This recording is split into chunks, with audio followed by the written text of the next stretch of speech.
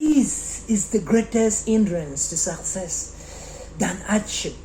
You know, let me tell you guys this story which my grandma did when I was young. My grandma gave me a chicken when I was young, and I don't know. Don't ask me why she gave me the chicken, because she thought, that could be the best gift she could ever give me. She gave me that, and I tied a rope around the leg of the chicken. So I fed it, I gave it water, I gave it food, I gave everything for the chicken to grow. And when it grew up, there reached a time when the family wanted to feast on that chicken, and then my grandma told me I needed to untie the chicken, and then people would feast on it. And I wanted it to not to be eaten by everybody, so I wanted it to grow, to produce and multiply more.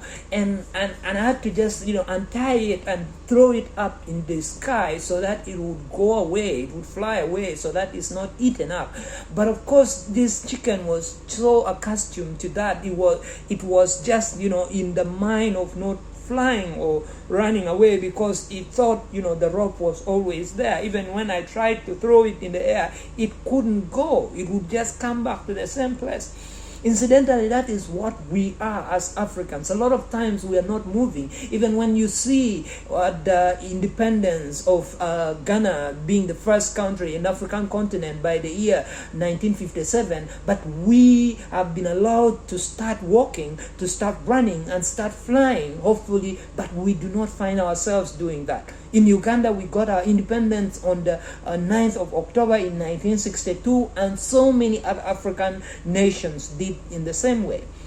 But have we been afforded the opportunity to be creative and innovative, to start moving and running and flying in the direction which will help us Africans? No.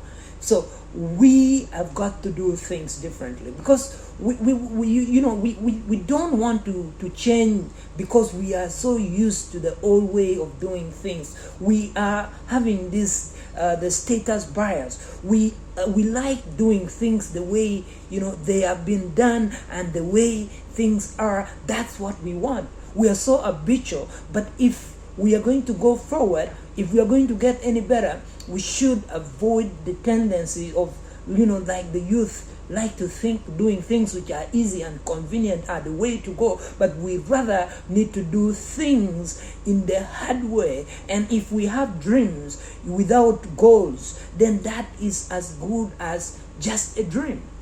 But if you have a dream and you are willing to have sets of goals that you accomplish every day, every week, every year, or every month, that is what is going to put us on the right path.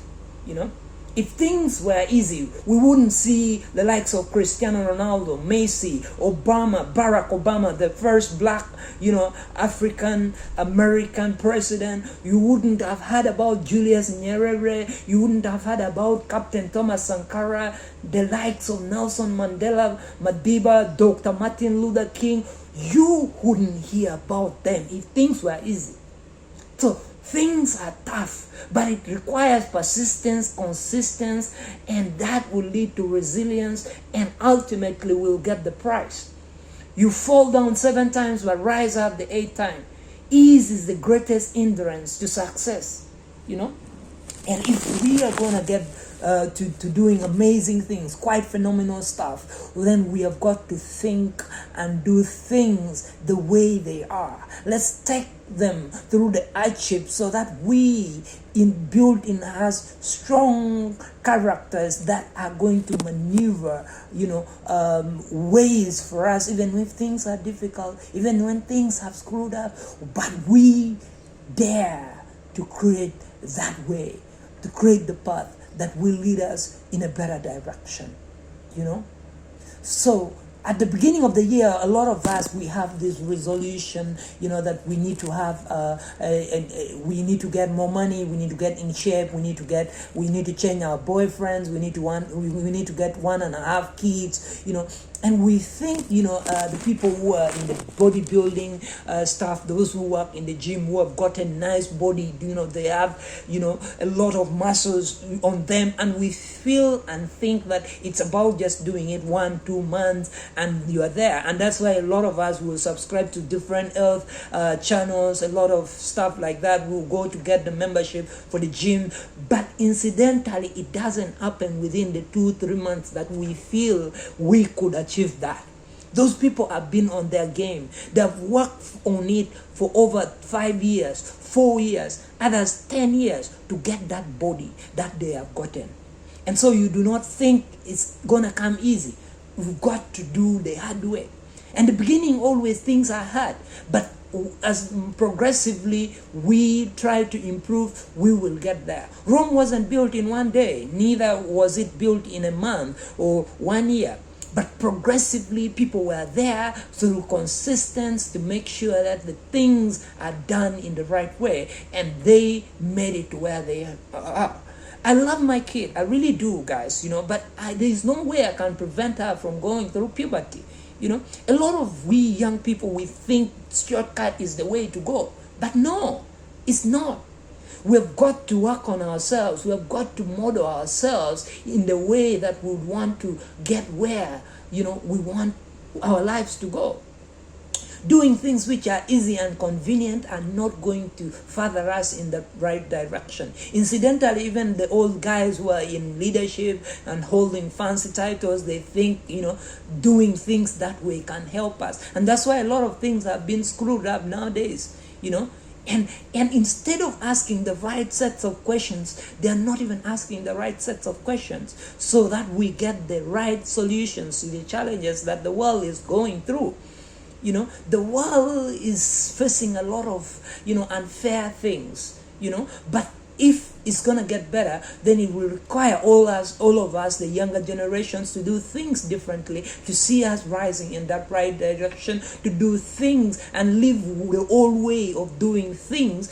And we set ourselves on a different path by doing things that are going to help the African continent, that is going to help Ugandans to rise forward, that is going to help Africans, the Acholi people, to rise in the right direction. And all it's going to take is all of us to ground ourselves on strong values like honesty, hard work, responsibility, generosity, fairness, respect for one another, standing up for one another's rights, being there for one another's struggles. That's what is going to help us move in the right direction.